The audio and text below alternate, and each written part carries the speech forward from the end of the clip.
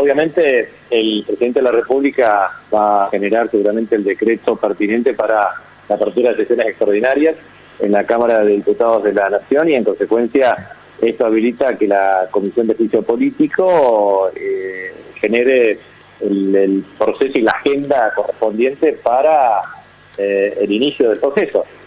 Nosotros, obviamente, lo planteado es una presentación con la tipificación de mal desempeño de las funciones, artículo 53 de la Constitución Nacional, para los jueces de la Corte Suprema de Justicia. Obviamente hay una multiplicidad de aspectos que podemos involucrar, desde la violación a la ley de ética pública 25.188, de 56 juicios de uno de los jueces de la Corte que debería excusarse y no se ha excusado.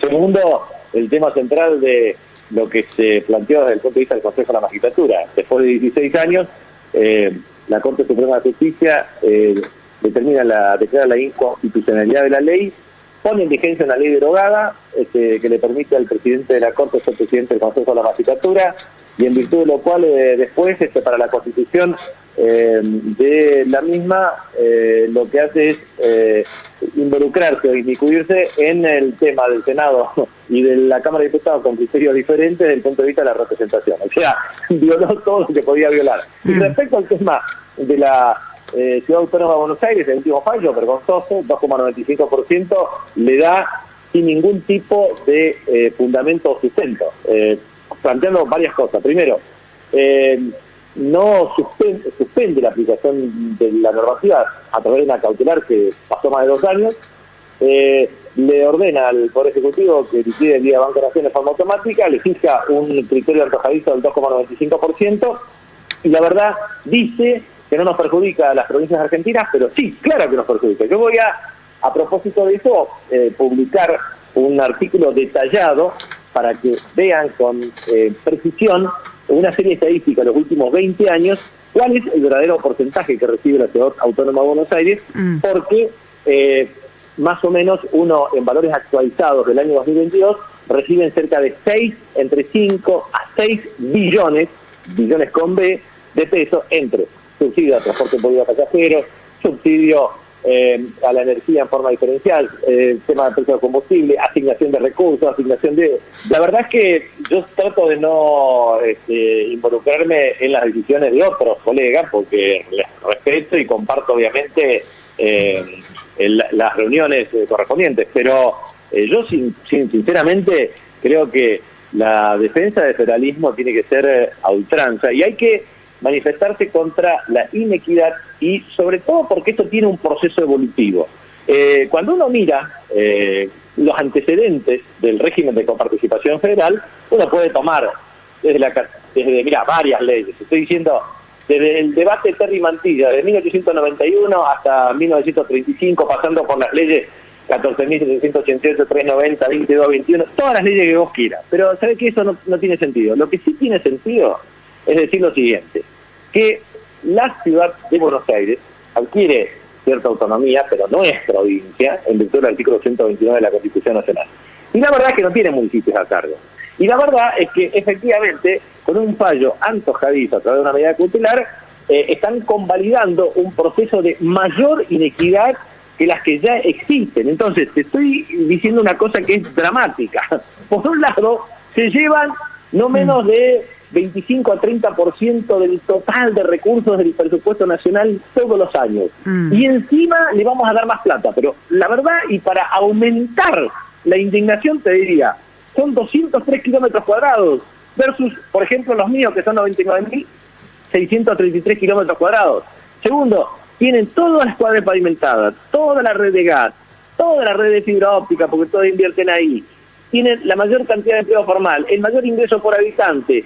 Tienen absolutamente todo, porque todo se orienta, todos los recursos van ahí, desde más de 200 años de historia. Entonces, lo que han hecho, y esto es un criterio antojadizo, porque empezó con Macri con 3.75, después le puso 3.50, y después y ahora la Corte quiere convalidarlo en 2,95. Eso no puede ser aceptado por ningún gobernador de una provincia, porque la verdad, nosotros creemos que este es un tema tremendo en términos de agudización de las asimetrías en el país. O sea, no es casualidad que en menos del 1% de la superficie terrestre del país esté casi el 40% de la población y en el 99% restante el 60%. ¿Por qué? Porque es la configuración histórica, desde la ciudad-puerto hasta la asignación de recursos, hasta la consolidación de asimetrías. Entonces, Rodríguez Larreta miente sistemáticamente, como mienten todos sus funcionarios, como mienten todos los diarios que a mí me critican, o como por ejemplo el diario La Nación, que el otro día le salí duramente a refutar, porque son unos mentirosos, porque mienten sistemáticamente las cifras.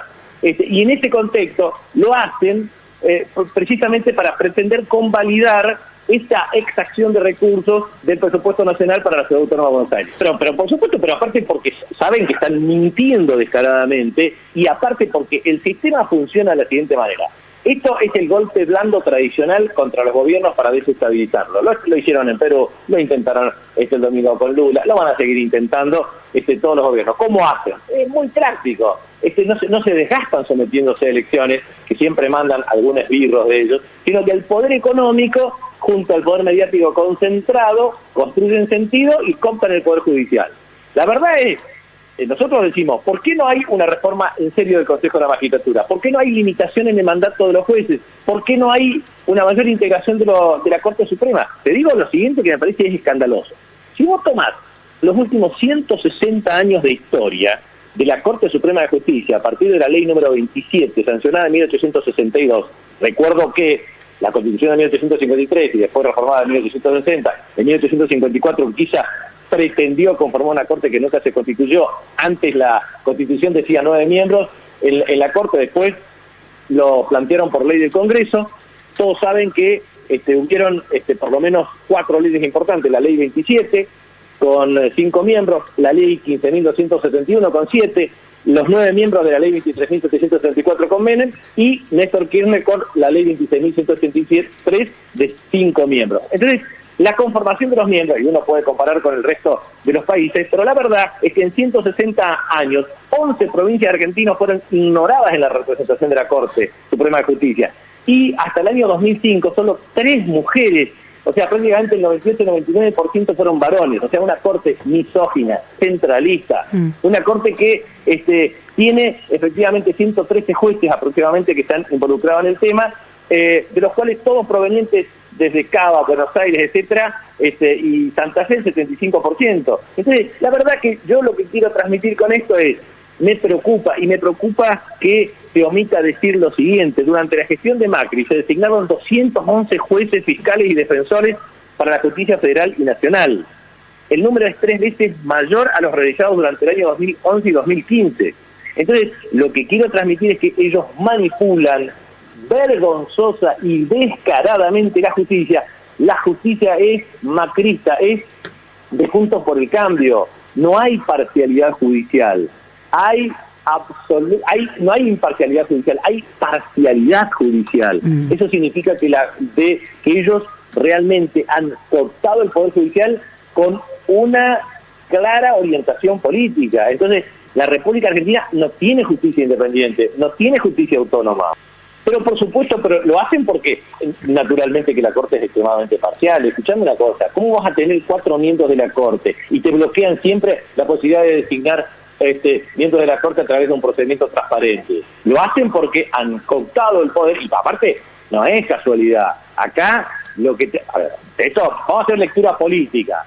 Eligieron un candidato que eligió el poder económico, le da financiamiento de 180.000 millones de pesos, se sacaron durante 2016 a 2020 731.000 millones de pesos y ellos quieren que nosotros actuemos en forma políticamente correcta, que le digamos qué bien la Corte Suprema de Justicia, sigan fallando injustamente, que nosotros vamos a seguir alabando la calidad institucional de la República Argentina, en virtud de la cual el PRO, Juntos por el Cambio y la UCR son cómplices de la mayor destrucción de la calidad institucional que se recuerde. La verdad que eso me da mucha bronca decir esto, porque aquí es necesario advertir lo siguiente: cuando algunas empresas mediáticas concentradas tuvieron efectivamente afectados sus intereses por la pretendida dolarización que quería la Corte Suprema de Justicia, apoyaron efectivamente la remoción de los jueces de la Corte menemista.